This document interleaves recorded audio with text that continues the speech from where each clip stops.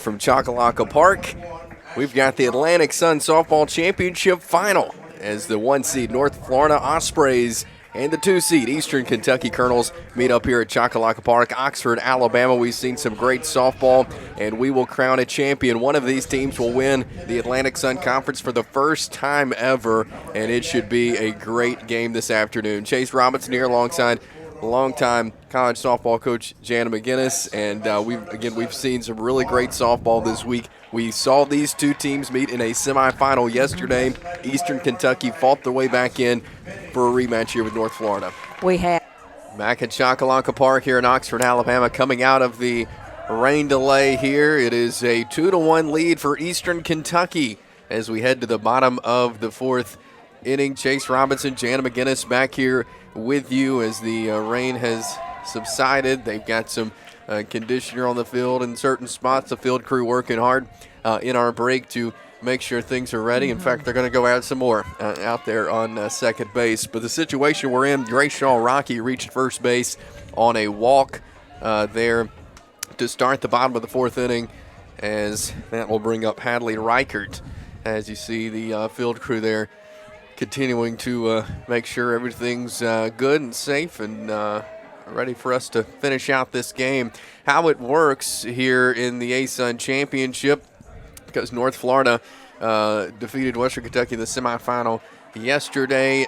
North Florida wins this game. They are the ASUN champs. If Eastern Kentucky hangs on to win this one, we'll play in a game after this one, if necessary game. So that is where we sit here at the Atlantic Sun Softball Championship game. So let's hope. I know everybody here is hoping that the weather will cooperate and allow us to get these games in. So what do? You've been sitting for a little bit now, and I know Rutan got some pitches in. They were able to move a little bit, but coming out of a delay where you've been sitting, what's kind of your approach now? How do you come back? I mean, the girls, they must be fine. They know their bodies. They I didn't see them get out and do any running or anything. I saw Rutan get out and play. But honestly, Chase, when you're preparing for a conference tournament and you talk to your team throughout the year about, you can't worry about things you can't control, but the weather is part of softball. And, I remember playing in preseason tournaments with our Jacksonville State team, and we may be having to play. And I would tell our girls, this is just preparing us for postseason, because this will happen in a conference tournament. Very few tournaments was I ever a part of, whether it be NCAA regional or conference championship, where there was not some type of weather situation. And, it's part of softball. So most of the players understand that, and they handle it very well. So Rutan in the circle coming out of the 27-minute rain delay that we had. And you saw her changing out her what looks like a watch there. Mm-hmm. And, Coach, I know that's something that has been a change as McLeod makes the play over at first base for the first out of the inning. But that is how these pitchers get their calls in now. These watch-looking things on their wrist. I'm just still amazed at how this game has grown as far as the extras and the scouting reports and everything. And some coaches no longer do the hand signals. Then you had the wristbands with the numbers and everything, a number system. But if they were like me, I didn't have the eyes. I'd have to pull out my reading glasses to look at it. And then now you've got this technology, and it's bled into softball, but really it's led by baseball. Baseball started it. I know baseball now, the catchers wear the earpiece, even in college. I know at Jacksonville State the catchers are doing that. In high school too. Yeah, and but it seems like softball, a lot of them wear the wrist watches, and it's the coaches in the dugout that have a little transmitter that are calling the pitches in. And I like the watches. It kind of keeps the game sped up. And I think that's, reading about that when that came out, that's one of the reasons they did it to help speed the game up. That one hit out to right field, and it's down and against the wall, as that will score a run for the Ospreys to tie it up at 2. What a great piece of hitting there. We talked about the wind blowing out toward right, and she got under that ball. Ball got up in the wind, and it just kept drifting over the right fielder's head. So Bruneman gets the double. Very timely hit there. RBI double off the wall for Addison Bruneman. Very good piece of hitting.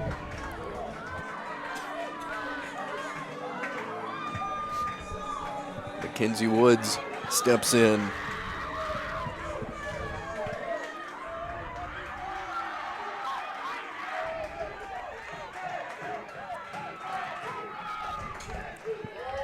As it's fouled into the backstop. I don't know about you, but as the game goes, every pitch, every play, doesn't it seem like the intensity and the environment around the fans, the dugouts, is just raising a little bit higher and higher? Yes. The closer we get to the seventh inning. This is a big game for both yes, teams. It is. Neither team has won the Atlantic Sun Softball Championship, as both trying to get it done today. You know, everybody, ask if I miss coaching and stuff, but this week and the next 2 to 3 weeks is what I miss the most, and it's the intensity. It's just the, there's nothing like it, the feeling when you wake up, hey, it's championship day, or you're fighting, because that's when all your work that you've put in throughout the year with practice and the ups and downs, because every season, I don't care who you are, whoever wins the College World Series, they've had ups and downs, but it's those teams, those CM players that battle through the ups and downs, and that's when you're rewarded, is when you get to play in the postseason and have a chance to win a tournament and move on. We talk about it. It's big winning the ASUN championship, but you get to move on. You get to represent the conference, but move on into the NCAA tournament. And from experience having coached in those, that's kind of like a new season where anything can happen in those as well. But Chase, there's nothing like it, and I think some players, especially that play at the highest level, and so their programs are always getting at-large bids. But you're talking about a team from the ASUN that make it to the NCAA tournament and get to taste that experience and play in it. Now that's on a big stage, and that's when you feel like you've arrived as a Division I athlete. And and it's just when you're there on TV, when everything is so. You get there for practice. You've got 1 hour. Everything is on TV. It's just, you got interviews. It's just so much fun to see the athletes get to experience that. Rutan, a line out to Drafton from Woods, 2 away.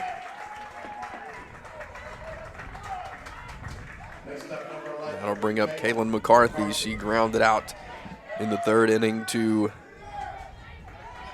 Haas over at short.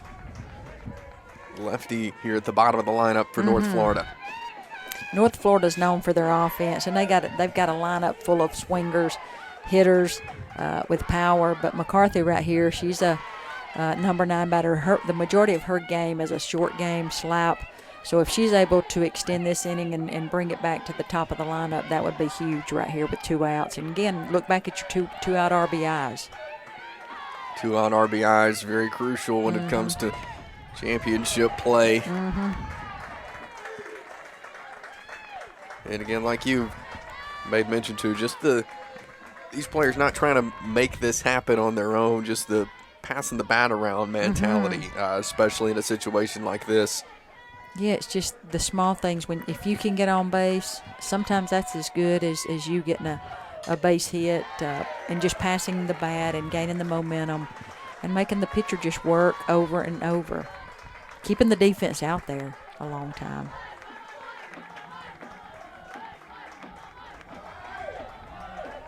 Ball and 2 strikes on McCarthy. And we've seen it throughout this tournament. Some of the rallies that have been started with a walk or started with a quality at bat, where a hitter saw a lot of pitches and was able to get on, put the bat on it, maybe by a bloop hit, and then it was just a rally. Rutan wanted that call. She thought she went. 2-2 count on McCarthy.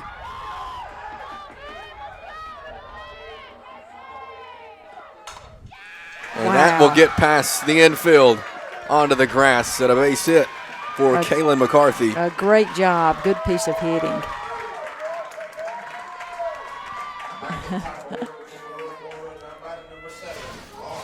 And back to the top of the lineup to Lauren Brock. Just placed perfectly.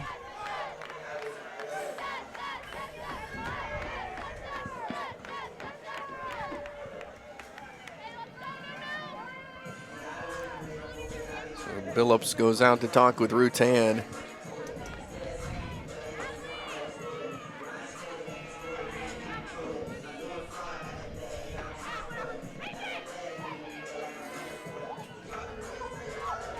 I think right here they're probably going to talk about if McCarthy, tries to steal here.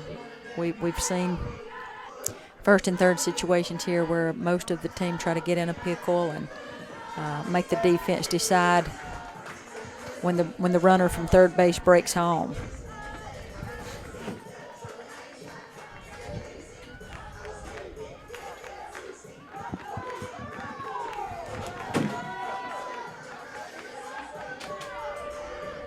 So 2 outs here in the bottom of the fourth for North Florida. They're trying to win this game, and that'll win them the Atlantic Side Championship. EKU wins, we play another one. Lauren Brock, 1 for 2 on the day, had a base hit back in her last at bat in the third. Yeah.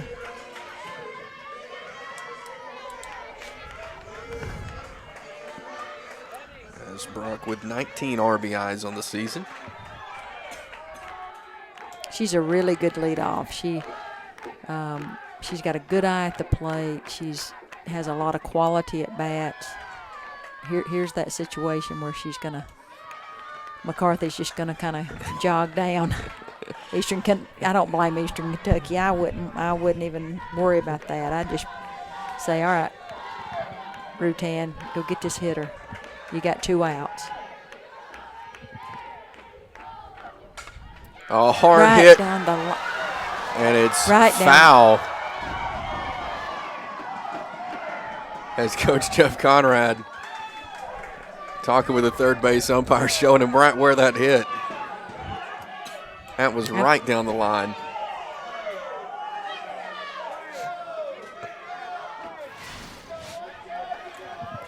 And see, this play is not reviewable since it was called foul, because then you would be very subjective. If it got reversed, where do you put the runners, Yeah. So that's why they will not allow that to be reviewed. So a ball and a strike on Brock. If it was called fair, the umpires would have called it fair, then they could go back and review it.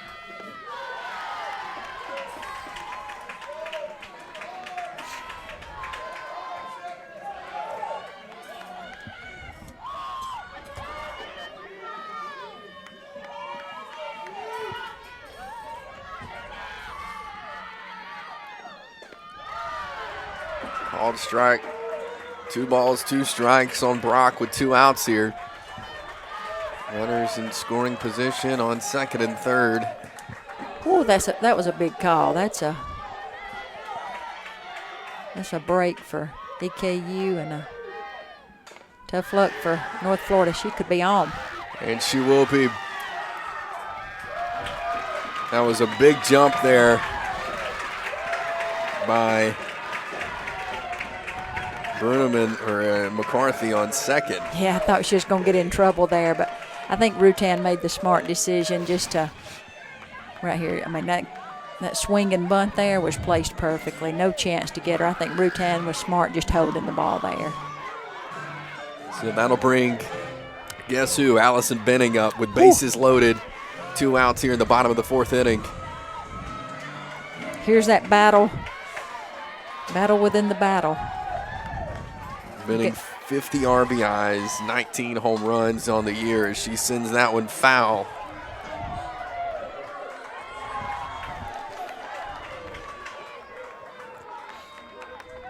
This is a fun battle to watch right here. 2 very good competitors.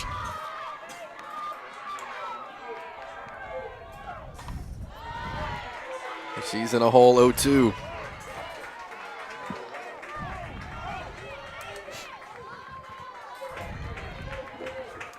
With our home plate umpire out of softballs. Trying to retrieve some from the North Florida dugout.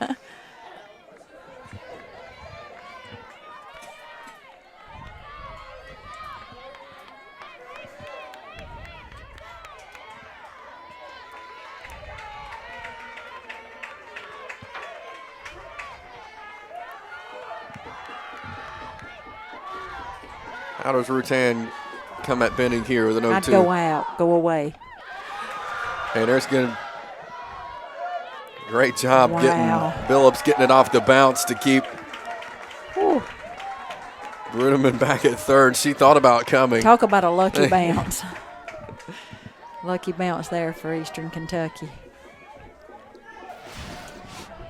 One more look at this here. Yeah, it hit off the wall hard and right back to Billups' glove, and she did a great job just diving down. She was going to make that tag. It's Coach Conrad. And I think that was a very good decision by Bruneman to not try to force it, not try to keep running. You know, you'll see a lot of runners that once their momentum's headed, they'll just run right into that out. But a very good job of going back. You don't want to take the bat out of her hands right here in this situation.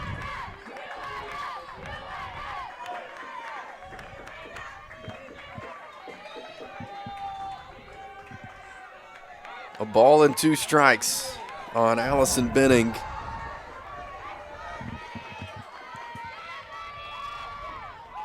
Rutan delivers outside.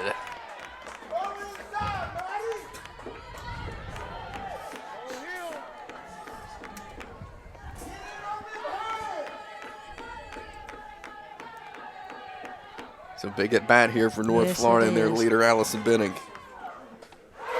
And Rutan gets her on the strikeout. And that ends the inning for the second straight inning. North Florida leaves bases loaded. They do get a run. They tie it up at 2 from this monster pitch by Maddie Rutan. What a pitch. Great job. We head to the 5th next here from this ASUN Softball Championship Final on ESPN+. Choccolocco Park here in Oxford, Alabama. That's where we're at for the ASUN Softball Championship Final. We have got a good one as we head to the 5th frame. Eastern Kentucky, the 2 seed, North Florida, the 1 seed, 2 apiece. The Ospreys out hitting Eastern Kentucky 6-0, though. 2 straight innings, though, Coach. North Florida's left bases loaded. Yeah, you know, you got to wonder how many more opportunities like that are you going to get, especially in a game like this when you're facing great pitching. Sometimes a team is only lucky to have bases loaded one time in a game against great pitching. So they've left bases loaded twice. So let's see if that is not a difference maker in this game. You got to imagine Eastern Kentucky with the momentum here after that monster strikeout. Yes. On the ASUN leader in multiple categories, Allison Benning. And a beautiful pitch on a rise ball. That will bring up Tacey Haas to lead off the 5th for Eastern Kentucky. Check that, a pinch hitter in, and Riley Olesic.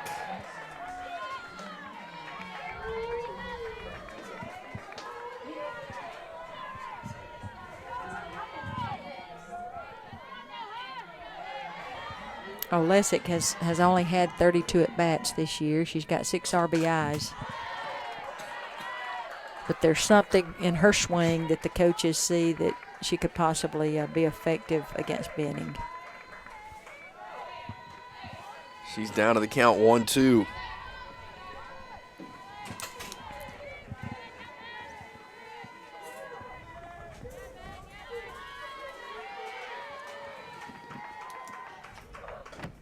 Nice pitch. Got her on strikes. We're out number 1, and that brings up the 9-hole hitter for Eastern Kentucky, Michaela Mathis. And I tell you again, a pinch hitting role when you're having to come in and into a game, and I know the coaches are just trying to get a spark, but when you're facing a good pitcher like Benning, like Benning or Rutan, it's a tough task. You get one at bat, and that's the first time you've seen her. The pitcher definitely has the edge there. So Mathis on first base as we go back to the top of the order for Jalen Haynes in Eastern Kentucky. This is a moment that Eastern Kentucky's looking to capitalize on here. Yeah. And with Jalen Haynes that can do so much with her game, I think she's probably going to be slapping, putting the ball on the ground, or a bunt here to move the runner.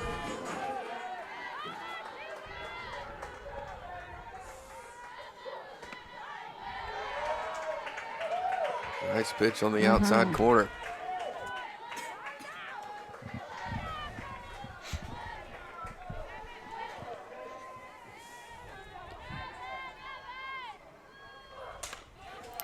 Slap to second.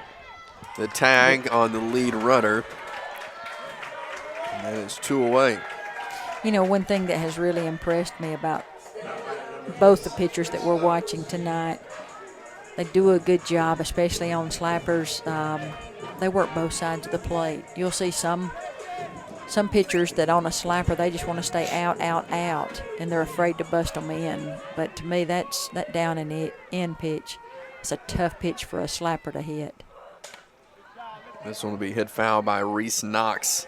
She's 0 for 2 on the day as she comes up with 2 outs, and Haynes over at first base. You got a lot of speed there in Jalen Haynes. She's stolen 18 bases. She's 18 of 20 on the season. Here's the thing about her speed being at first base, and we've seen it all week. A ball gets to the fence, she's going to be scoring. She could score from first base.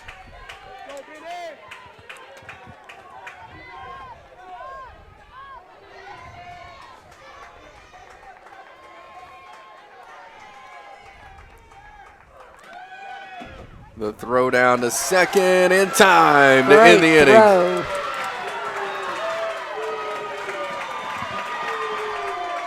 Great response. Woods put that right on the money. Good job by the shortstop, too. She has good footwork around the bag. Positioning there. Nice job. The defense job for North Florida coming up big there as we head to the bottom of the 5th. 2-2 here in the Atlantic Sun Softball Championship on ESPN Plus.